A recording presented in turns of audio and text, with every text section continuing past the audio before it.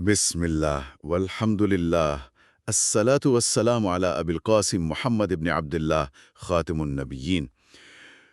ذرا تصور کریں ایک ایسے لفظ کا جس کی جڑوں میں دو بالکل ہی متضاد مفہوم چھپے ہوں، یعنی ایک طرف اس کا مطلب ہو کسی چیز کو کاٹ دینا، جڑ سے الگ کر دینا، ہاں، اور دوسری طرف جی، اور دوسری طرف اسی لفظ کا مطلب ہو کسی پہ بے پناہ انتہائی خوبصورت احسان کرنا اور اسے طاقت بخشنا۔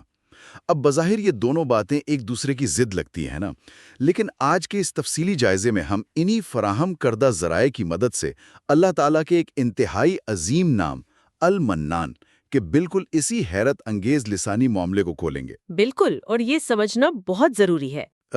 انسان دنیا میں اتنا کھوتا ہے کہ استغفر اللہ اپنی بنیاد ہی بھول جاتا ہے۔ اور دیکھیں، زبان اور لغت کا مطالعہ جو ہے نا، وہ صرف الفاظ کے معنی رٹنے کا نام نہیں ہے، بلکہ یہ ان الفاظ کے پیچھے چھپی ہوئی نفسیاتی اور روحانی حقیقتوں تک پہنچنے کا ایک راستہ ہے۔ صحیح۔ اور جب بات خالق کے ناموں کی ہو تو ہر لفظ ایک پورا جہان اپنے اندر سمیٹے ہوئے ہوتا ہے۔ آج کی اس معلوماتی نشست میں ہم جن ذرائع اور حوالوں پر غور کر رہے ہیں وہ محض کچھ تاریخی یا نظریاتی باتیں نہیں ہیں۔ مطلب ان کا عملی تعلق ہے۔ جی ہاں، بالکل، یہ وہ اصول ہیں جو انسان کے روزمرہ کے سوچنے کے انداز، اس کی پریشانیوں اور اس کی امیدوں کی بنیاد کو براہ راست متاثر کرتے ہیں۔ تو پھر کیوں نہ سیدھا اس لفظ کی لسانی جڑوں کی طرف چلا جائے؟ ضرور، شروع کریں۔ اچھا، ہمارے پاس مشہور ماہر لغت ابن فارس کا ایک بہت ہی گہرا حوالہ موجود ہے۔ وہ بتاتے ہیں کہ لفظ من کی بنیاد جو کہ میم اور نون کے حروف سے مل کر بنتی ہے، اس کے دو بنیادی معنی ہیں۔ ٹھیک ہے۔ پہلا مطلب ہے کاٹنا یا منقطع کرنا، جیسے قرآن مجید میں ایک اصطلاح استعمال ہوتی ہے اجر غیر ممنون، یعنی ایسا اجر جو کبھی کٹے گا نہیں، کبھی ختم نہیں ہوگا۔ بالکل صحیح۔ اور اسی لفظ کا دوسرا مطلب ہے طاقت بخشنا یا کوئی بہت بڑا اور خوبصورت احسان کرنا۔ اب اگر اس پر تھوڑا سا غور کیا جائے تو مطلب یہ ایک بہت ہی پراسرار سی بات لگتی ہے۔ بظاہر عجیب لگتا ہے نا؟ ہاں، عطا کرنے اور کاٹنے کا آپس میں کیا تعلق ہو سکتا ہے؟ کیا ہم اس متضاد کیفیت کو اس طرح سمجھ سکتے ہیں کہ جب اللہ تعالیٰ کی سچی اور خالص عطا انسان کو ملتی ہے تو وہ انسان کو دنیاوی محتاجی سے اور دوسروں کے سہاروں سے مکمل طور پر کاٹ دیتی ہے؟ کیا خوبصورت تجزیہ ہے! یعنی زبان کی یہ باریکی دراصل انسانی فطرت کی ایک بہت بڑی کمزوری کی نشاندہی کرتی ہے۔ انسان نفسیاتی طور پر ہمیشہ سہاروں کی تلاش میں رہتا ہے۔ بالکل، ہم ہمیشہ سہارے ڈھونڈتے ہیں۔ جی، اور جب کوئی دنیاوی ہستی اسے کچھ دیتی ہے تو وہ لاشعوری طور پر اس کا محتاج ہو جاتا ہے۔ یہ محتاجی انسان کو اندر سے کمزور کرتی ہے، اور بسا اوقات انسان ان دنیاوی سہاروں پر اس قدر تکیہ کر لیتا ہے کہ وہ اصل خالق کو ہی بھول بیٹھتا ہے۔ استغفر اللہ۔ واقعی یہ ایک تلخ حقیقت ہے۔ لیکن جب ہم لفظ من کے ان دونوں معنی کو ملاتے ہیں تو ایک شاندار حقیقت سامنے آتی ہے۔ المنان کا فضل اور اس کا احسان اتنا کامل، اتنا وسیع اور اس قدر بے نیاز کرنے والا ہوتا ہے کہ وہ انسان کی باقی تمام امیدوں کی ڈوری کو کاٹ دیتا ہے۔ سبحان اللہ۔ وہ انسان کو اس قابل بنا دیتا ہے کہ وہ اندرونی طور پر مکمل آزاد ہو جائے۔ وہ عطا انسان کو طاقتور بناتی کیونکہ اب اس کی امیدیں سینکڑوں دروازوں پر بھٹکنے کے بجائے صرف ایک ہی مرکز سے جڑ چکی ہوتی ہیں۔ یہ بات تو انسان کی نفسیاتی آزادی کے تصور کو ایک بالکل نیا رخ دیتی ہے۔ لیکن یہاں ایک اور حیران کن پہلو سامنے آتا ہے۔ اگر المنان کا تصور اتنا ہی بنیادی اور طاقتور ہے تو ہمارے فراہم کردہ مواد کے مطابق یہ نام قرآن مجید میں براہ راست اللہ کے صفاتی نام کے طور پر صراحتاً وارد نہیں ہوا۔ جی، قرآن میں اس طرح سے نہیں آیا۔ تو یہ بات بظاہر ایک الجھن پیدا کر سکتی ہے کسی شخص کے ذہن میں کہ اتنی گہرائی رکھنے والا نام قرآن میں اس طرح موجود کیوں نہیں ہے۔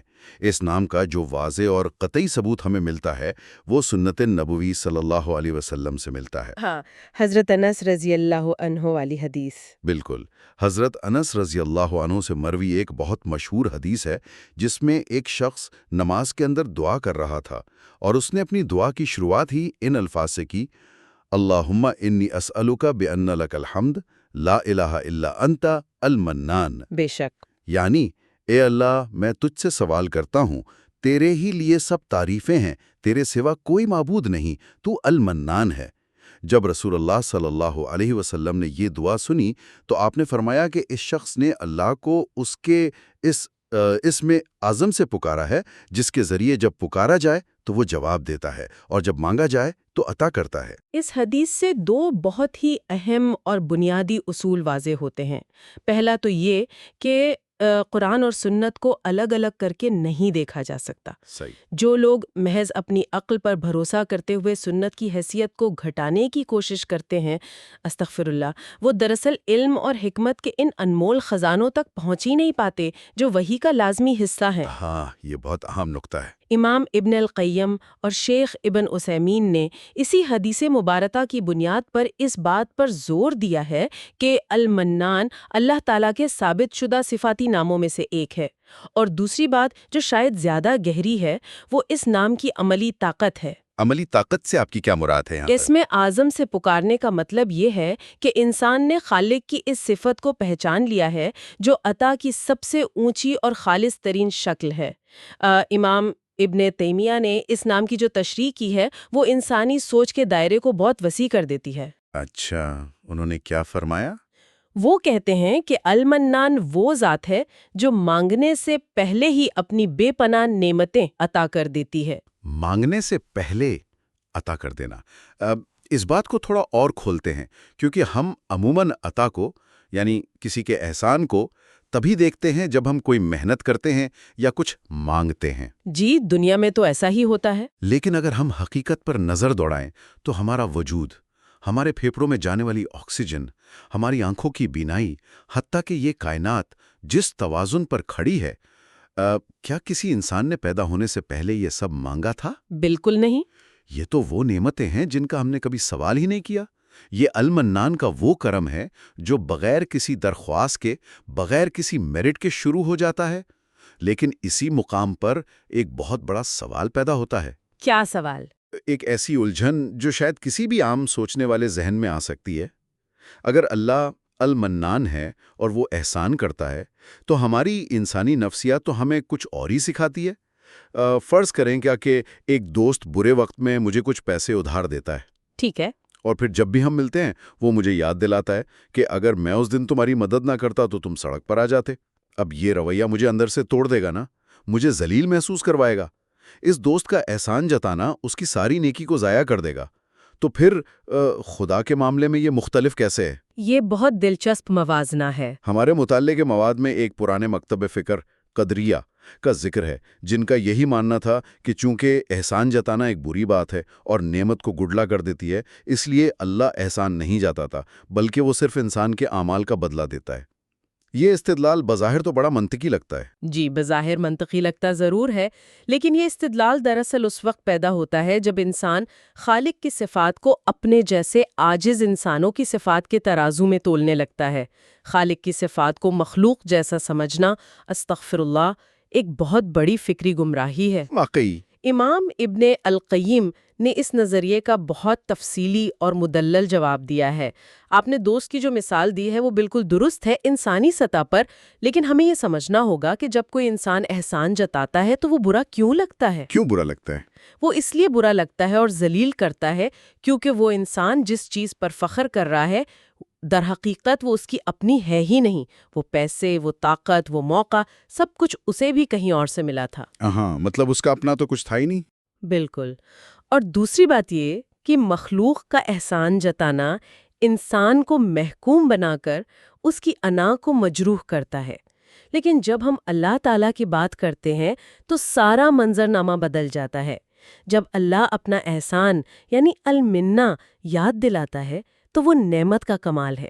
اچھا، یعنی جب قرآن میں اللہ تعالیٰ فرماتا ہے کہ ہم نے موسیٰ اور ہارون پر احسان کیا، یا جب اہل جنت قیامت کے دن کہیں گے کہ اللہ نے ہم پر احسان کیا اور ہمیں آگ کے عذاب سے بچا لیا، تو یہ کسی قسم کی تحقیر نہیں ہے؟ کسی صورت نہیں۔ یہ تحقیر نہیں ہے، بلکہ یہ حقیقت کا اعلان ہے۔ یہ انسان کو اس کی اصل اوقات اور مقام سے روشناس کرانا ہے۔ جب اللہ اپنا احسان یاد دلاتا ہے تو وہ انسان کی اس خوش فہمی کو توڑتا ہے کہ شاید وہ اپنے زور بازو سے یا اپنی ذہانت سے کچھ حاصل کر رہا ہے۔ صحیح۔ انسان کو یہ یاد دلانا کہ تو کچھ بھی نہیں تھا اور تجھے جو کچھ بھی ملا ہے وہ صرف اور صرف تیرے رب کے فضل سے ملا ہے، یہ بات انسان کو جھوٹی انا کے بوجھ سے آزاد کر دیتی ہے۔ قدریہ کا یہ سوچنا کہ اللہ صرف اعمال کا بدلہ دیتا ہے، احسان نہیں کرتا، دراصل ان کے اپنے تکبر کی عکاسی ہے۔ یہ تو بالکل ہی الگ زاویہ ہے۔ کیونکہ سچ تو یہ ہے کہ انسان جو نیک اعمال کرتا ہے، جو نمازیں پڑھتا ہے، جو صدقہ کرتا ہے، وہ اعمال کرنے کی توفیق اور وہ ارادہ بھی اسی المنن کی عطا ہے۔ اگر وہ احسان کر کے ہدایت کا راستہ نہ دکھائے اور دل میں نیکی کا جذبہ نہ ڈالے تو کوئی بھی شخص ایک سجدہ بھی نہیں کر سکتا۔ سبحان اللہ، یہ نظریہ تو زندگی کو دیکھنے کا پورا لینز ہی بدل دیتا ہے۔ تو پھر سوال یہ ہے کہ اس گہرے فہم کو، اس علم کو ایک عام انسان کی روزمرہ کی زندگی میں کیسے اتارا جائے؟ عملی تباہی کے حوالے سے ہاں، ہمارے ذرائع میں اس نام پر ایمان لانے کے الآثار المسلکیہ یعنی رویوں پر پڑنے والے اثرات کا ذکر کیا گیا ہے۔ اگر کوئی شخص واقعی دل کی گہرائیوں سے یہ مان لے کہ ہر عطا صرف المنان کی طرف سے ہے، تو پیر کی صبح جب وہ کام پر جائے گا تو اس کے کام کرنے کے انداز میں کیا عملی تبدیلی آنی چاہیے؟ اس علم کا سب سے پہلا اور سب سے طاقتور اثر انسان کے عقیدہ توحید پر پڑتا ہے۔ جب ایک انسان یہ جان لیتا ہے کہ کائنات کی ہر چھوٹی بڑی نعمت کا سرچشمہ صرف ایک ذات ہے تو وہ دنیاوی آقاؤں کے سامنے جھکنا چھوڑ دیتا ہے۔ یعنی وہ لوگوں کے ڈر سے آزاد ہو جاتا ہے۔ بالکل، وہ سمجھ جاتا ہے کہ اس کا باس، اس کی کمپنی، اس کے کلائنٹس، یہ سب صرف اور صرف اسباب ہیں۔ ان کے ہاتھ میں نہ نفع ہے اور نہ نقصان، اور اس کا براہ راست نتیجہ توکل کی صورت میں نکلتا ہے۔ اور آج کے دور میں تو توکل کی بڑی ضرورت ہے۔ جی، آج کے دور میں انسان جس شدید ذہنی دباؤ اور بے چینی کا شکار ہے، اس کی بڑی وجہ یہی ہے کہ وہ ہر چیز کا کنٹرول اپنے ہاتھ میں سمجھتا ہے۔ ہاں، انسان سمجھتا ہے کہ شاید سب کچھ اس کے ہاتھ میں ہے، اور اگر اسباب تھوڑے سے بھی بگڑے تو سب ختم ہو جائے گا۔ استغفر اللہ۔ وہ خود کو ہی مختار سمجھ بیٹھتا ہے۔ لیکن جب توکل پیدا ہوتا ہے تو انسان کو یہ راحت مل جاتی ہے کہ وہ جان لیتا ہے اسباب بذات خود کچھ نہیں کر سکتے۔ صحیح۔ اگر اسے ایک لمحے کے لیے بھی اس کے اپنے نفس کے حوالے کر دیا جائے تو وہ تباہ ہو جائے۔ اس لیے وہ محنت پوری کرتا ہے لیکن نتائج کو المنان پر چھوڑ دیتا ہے۔ اور ظاہر ہے جب یہ توکل پیدا ہوتا ہے اور انسان دیکھتا ہے کہ کس طرح ایک طاقتور ہستی مسلسل اس پر احسان کر رہی ہے بغیر کسی بدلے کی غرض کے، تو ایک فطری رد عمل کے طور پر دل میں اس ہستی کے لیے بے پناہ محبت اور شکر کا جذبہ ابھرتا ہے۔ بالکل، محبت لازمی نتیجہ ہے۔ مجھے یہاں پر ہمارے فراہم کردہ مواد میں موجود حضرت معاذ بن جبل رضی اللہ عنہ کی وہ مشہور حدیث یاد آ رہی ہے جس میں ایک انتہائی گہرا سبق چھپا ہے۔ حضرت معاذ رسول اللہ صلی اللہ علیہ وسلم کے پیچھے سواری پر بیٹھے تھے اور آپ صلی اللہ علیہ وسلم نے ان سے ایک بہت ہی انوکھا سوال پوچھا۔ کیا سوال تھا وہ؟ آپ نے پوچھا کہ کیا تم جانتے لو کہ اللہ کے بندوں پر کیا حقوق ہیں اور بندوں کے اللہ پر کیا حقوق ہیں؟ اس دراصل المنان کی صفت کی سب سے شاندار عملی تصویر ہے۔ رسول اللہ صلی اللہ علیہ وآلہ وسلم نے فرمایا کہ اللہ کا بندوں پر حق یہ ہے کہ وہ صرف اس کی عبادت کریں اور اس کے ساتھ کسی کو شریک نہ ٹھہرائیں۔ ٹھیک ہے، یہ تو سمجھ آتا ہے۔ اور پھر فرمایا کہ بندوں کا حق اللہ پر یہ ہے کہ جب وہ ایسا کریں تو اللہ انہیں عذاب نہ دے۔ اب اس کے اندر چھپے ہوئے کمال احسان کو دیکھیں۔ اللہ جو پوری کائنات کا مالک ہے، اسے کسی بندے پر کوئی حق مقرر کرنے کی ضرورت نہیں تھی۔ بالکل، وہ تو بے نیاز ہے۔ لیکن یہ اس کا کمال فضل ہے، یہ اس کا من ہے کہ اس نے خود ہی انسان کو توفیق دی، خود ہی اس کی رہنمائی کی، اور پھر اس کی اس چھوٹی سی اور ٹوٹی پھوٹی عبادت پر اجر کا وعدہ کر کے اپنے ذمہ ایک حق مقرر کر لیا۔ یہ انسان کو بتاتا ہے کہ اس کا رب کتنا رحیم اور کتنا قدردان ہے۔ کیا بات ہے! تو ہم نے یہ تو سمجھ لیا کہ المنان کا سچا احسان کیسا ہوتا ہے اور وہ کیسے انسان کو بلندی پر لے جاتا ہے۔ لیکن اب ہمیں اس موضوع کے دوسرے اور انتہائی سنگین پہلو کی طرف آنا ہوگا۔ چونکہ سچا اور حقیقی احسان صرف اور صرف اللہ کا ہے، تو پھر جب کوئی انسان کسی دوسرے انسان کی مدد کرتا ہے اور پھر اس پر احسان جتاتا ہے تو اس وقت وہ کیا کر رہا ہوتا ہے؟ یہ ایک بہت خطرناک رویہ ہے۔ اس کو سمجھنے کے لیے میرے ذہن میں ایک مثال ابھر رہی ہے۔ یہ تو بالکل ایسا ہے جیسے کسی شخص نے آن لائن کوئی بہت مہنگی چیز خریدی ہو اور کوریئر والا یا ڈیلیوری بوائے وہ پارسل اس کے دروازے پر لا کر دے دے، ٹھیک ہے۔ اور اس کے بعد وہ کوریئر والا ساری زندگی اس شخص کے سر پر سوار رہے، ہر ملاقات میں اسے یاد دلائے کہ وہ پارسل میں نے تمہیں دیا تھا، تمہیں میرا احسان مند رہنا چاہیے، میری عزت کرنی چاہیے۔ جبکہ حقیقت یہ ہے کہ نہ تو وہ پارسل اس کی ملکیت تھا، نہ اس نے اسے بنایا تھا، اور نہ ہی اس نے اس کی قیمت ادا کی تھی۔ وہ تو ایک جگہ سے دوسری جگہ سامان پہنچانے کا صرف ایک ذریعہ تھا۔ واقعی یہ مثال انسانی احسان جتانے کی نفسیات کو بالکل درست انداز میں بے نقاب کرتی ہے۔ امام ابن القیم کا بھی بالکل یہی استدلال ہے کہ انسان اس دنیا میں صرف ایک واسطہ ہے، ایک کانڈویٹ ہے۔ صرف ایک واسطہ۔ جی، جب کوئی شخص اپنا مال خرچ کرتا ہے یا کسی کی مدد کرتا ہے تو وہ دراصل وہ مال دے رہا ہے جو اس کا تھا ہی نہیں، وہ تو خود محتاج ہے۔ صحیح بات ہے۔ جب کوئی انسان احسان جتاتا ہے تو وہ صرف جھوٹا دعویٰ نہیں کر رہا ہوتا، بلکہ وہ حد سے متجاوز ہو کر ربوبیت کی چادر کھینچنے کی کوشش کر رہا ہوتا ہے۔ وہ ایک دوسرے انسان کو اپنا نفسیاتی غلام بنانے کی کوشش کرتا ہے۔ یہ تو نہایت ہی سنگین جرم لگتا ہے۔ اور یہی وجہ ہے کہ اسلام میں انسان کے اس من یا احسان جتانے کو اتنی سختی سے رد کیا گیا ہے۔ یہ ایک ایسا زہر ہے جو بڑی سے بڑی نیکی کی جڑوں کو کھوکھلا کر دیتا ہے۔ بالکل، اور قرآن مجید کی سورہ البقرہ میں اس زہر کی جو تصویر کشی کی گئی ہے وہ روح کو لرزہ دینے والی ہے۔ اللہ تعالیٰ فرماتا ہے کہ اپنے صدقات کو احسان جتا کر اور اذیت دے کر اس چٹان کی طرح باطل نہ کرو جس پر تھوڑی سی مٹی پڑی ہو۔ اللہ اکبر۔ اور پھر ایک زوردار بارش آئے اور اس مٹی کو بہا لے جائے اور وہ چٹان بالکل صاف اور سخت رہ جائے۔ یہ کتنی طاقتور اور بصری مثال ہے۔ انسان سمجھتا ہے کہ اس کی نیکیوں کی بڑی زرخیز فصل تیار ہو رہی ہے، وہ مٹی دیکھ کر دھوکے میں رہتا ہے۔ ہاں، یہ اسے لگتا ہے کہ اس نے بہت عظیم کام کیا ہے۔ لیکن احسان جتانے کا عمل اس تیز بارش کی طرح ہے جو اس ساری نیکی کو بہا کر لے جاتا ہے، اور آخرت میں اس کے ہاتھ میں ایک بنجر اور سخت چٹان کے سوا کچھ نہیں آتا۔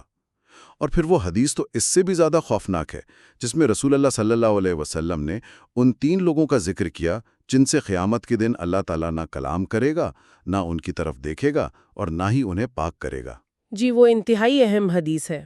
اور ان 3 بدقسمت لوگوں میں سے ایک شخص المنان ہے، یعنی وہ جو انسانوں پر احسان جتا کر انہیں اذیت دیتا ہے۔ بالکل، اور دیکھیں ہمیں یہ بھی یاد رکھنا چاہیے کہ احسان جتانے کی صرف ایک ہی شکل نہیں ہوتی کہ انسان زبان سے بول کر طعنہ دے۔ امام ابن القیم نے واضح کیا ہے کہ اس کی 2 قسمیں ہیں۔ اچھا، 2 قسمیں کون سی ہیں؟ زبان سے تذکرہ کرنا اور طعنہ دینا تو ظاہری اور واضح شکل ہے، لیکن ایک اس سے بھی زیادہ پوشیدہ اور خطرناک قسم ہے، اور وہ ہے دل میں احسان جتانا۔ دل میں احسان جتانا؟ یہ کیسے ہوتا ہے؟ یعنی ایک شخص زبان سے تو کچھ نہیں کہتا، بظاہر بڑی عاجزی دکھاتا ہے، لیکن اس کے دل میں ایک مسلسل تکبر اور بڑائی کا احساس پل رہا ہوتا ہے کہ میری وجہ سے اس شخص کا کام بنا، اگر میں وقت پر اس کی مدد نہ کرتا تو یہ برباد ہو جاتا۔ یہ تو بہت ہی باریک بیماری ہے۔ ہاں، یہ اندرونی تکبر اتنا خطرناک ہے کہ استغفر اللہ انسان کی تمام خالص نیکیوں کو کھا جاتا ہے۔ یہ خاموش احسان جتانا انسان کے اخلاص کو دیمک کی طرح چاٹ جاتا ہے۔ بالکل۔ کہ کسی سائل کو اگر کوئی شخص کچھ نہیں دے سکتا تو اسے نرمی سے جواب دے دینا، اسے معاف کر دینا، اس صدقے اور خیرات سے 1000 درجے بہتر ہے جس کے بعد اس انسان کی عزت نفس کو اذیت دی جائے۔ اس ساری گفتگو کو اگر سمیٹا جائے تو ہم نے آج کے اس گہرے مطالعے میں یہ جانا کہ المنان محض ایک لفظ نہیں بلکہ پوری کائنات کے نظام کو سمجھنے کی ایک چابی ہے۔ بے شک یہ وہ ذات ہے جو بغیر کسی غرض کے ہمارے مانگنے سے پہلے اور ہماری اوقات سے بہت بڑھ کر ہمیں مسلسل عطا کر رہی ہے، اور اس ذات کی عطا کا کمال یہ ہے کہ وہ ہمیں دوسروں کا محتاج ہونے سے بچاتی ہے، سچی آزادی عطا کرتی ہے۔ ہم نے یہ بھی سمجھا کہ کیسے اس نام کا وسیلہ دے کر دعا مانگنا قبولیت کے دروازے کھولتا ہے، اور کیسے اس پر سچا ایمان انسان کو دنیاوی پریشانیوں اور جھوٹی انا کے بوجھ سے نجات دلاتا ہے۔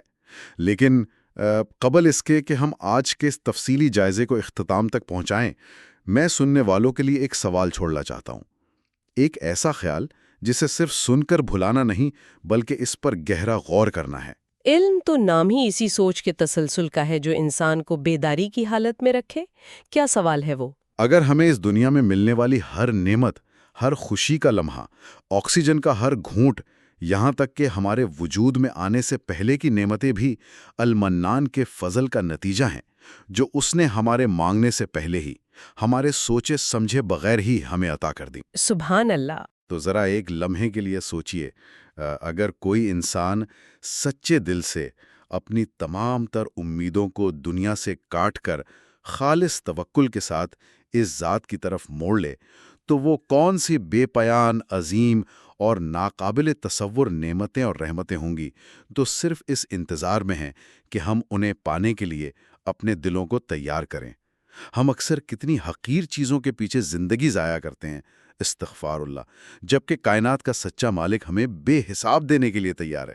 کیا خوبصورت اور گہرا پیغام ہے، یہ واقعی سوچنے کی بات ہے۔ ھذا ما عندی واللہ ورسولہ اعلم بالصواب۔